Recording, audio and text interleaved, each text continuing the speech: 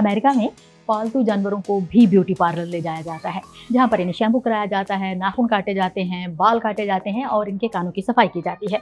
यहाँ पर एक अमेरिकी खानदान 1 महीने में अपने पालतू जानवरों की ग्रूमिंग पर 10,000 से 60,000 रुपए तक खर्च करता है और ये खर्च जानवर के साइज और उसकी किस्म पर डिपेंड करता है।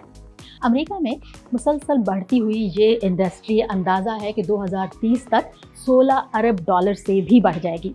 ग्रूमिंग पालतू जानवरों की देखभाल का एक बड़ा अहम हिस्सा है। इससे इनके बालों को गिरने से रोकने के साथ साथ इन्हें मुख्तलिफ इन्फेक्शन से बचाने में भी मदद मिलती है। लेकिन ऐसा नहीं कि हर कोई अपने जानवरों को ब्यूटी पार्लर या सैलून लेकर आता है। कुछ लोग घर पर ही ये सब काम कर लेते हैं।